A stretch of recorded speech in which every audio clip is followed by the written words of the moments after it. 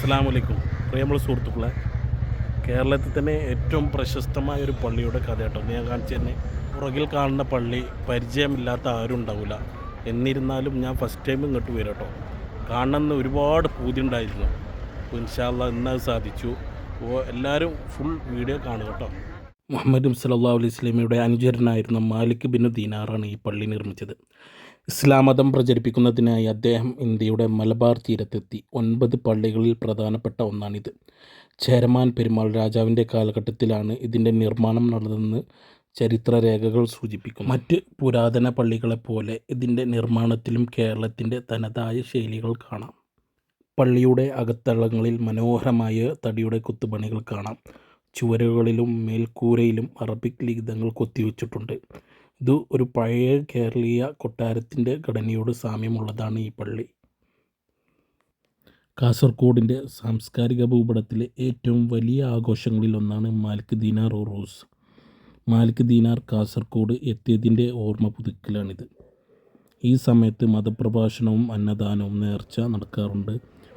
ആയിരക്കണക്കിന് വിശ്വാസികളാണ് ഈ ദിവസങ്ങളിൽ പള്ളിയിൽ എത്തിച്ചേരുന്നത്. ഈ പള്ളി കാസർഗോഡ് മതസൗഹൃദത്തിൻ്റെ വലിയൊരു പ്രതീകമാണ്.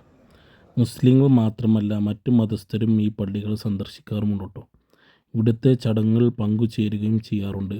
പള്ളിക്കടുത്തുള്ള മാലിക് ദീനാറിൻ്റെ മക്കാം സന്ദർശിക്കാൻ ദൂരെ നിന്നും ഒരുപാട് ആളുകൾ എത്തിച്ചേരാറുണ്ട്. ഈ പുതിയ ബിൽഡിങ്ങിൻ്റെ നടുവിൽ കാണുന്നതാണ് മാലിക് ദീനാർ ആദ്യമായി നിർമ്മിച്ച പള്ളി. അതിന് പിൽക്കാല ശേഷമാണ് അതിൻ്റെ തൊട്ടടുത്തുള്ള 2 പള്ളികളും നിർമ്മിച്ചിട്ടുള്ളത്. ഞാൻ ആദ്യമായിട്ടാണ് ഇതുപോലത്തെ ഒരു കാഴ്ച കാണുന്നത്. ഒരു പള്ളിയുടെ മുൻവശത്തായിട്ട് ഒരുപാട് ഖബർസ്ഥാനായിട്ട് കാണുന്ന നല്ല വിശാലമായി കിടക്കുന്ന ഖബർസ്ഥാൻ കുറേ ആളുകൾ വന്ന് തുറക്കുന്നുണ്ട്.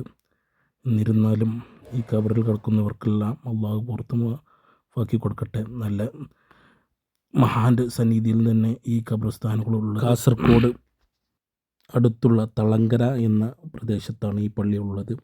തളങ്കര എന്ന് പറയുമ്പോൾ തൊപ്പികൾ പ്രസിദ്ധമായ ഒരു ഏരിയയാണ്.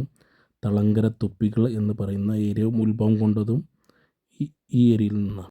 കേരളത്തിലെ അവസാനത്തെ ചേരമാൻ പെരുമാൾ രാജാവുമായി ബന്ധപ്പെട്ട് ഈ പള്ളി ചരിത്രം നിലനിൽക്കുന്നത്. പെരുമാൾ മക്കയിൽ പോയി മതം മാറുകയും അദ്ദേഹത്തിൻ്റെ നിർദ്ദേശപ്രകാരം മാലിക് ദീനാർ സംഘവും കേരളത്തെത്തുകയും ചെയ്തു എന്നാണ് പറയുന്നത്. കാസർഗോഡ് ഭരണാധികൾ അവർക്ക് പള്ളി പണിയാൻ എല്ലാ സഹായം നൽകിയിരുന്നു. അപ്പോൾ ഇൻഷാ അല്ലാഹ് വീണ്ടും അടുത്ത വീഡിയോ കാണാം. അസ്സലാമു അലൈക്കും വറഹ്മത്തുള്ളാഹി വബറകാതുഹു.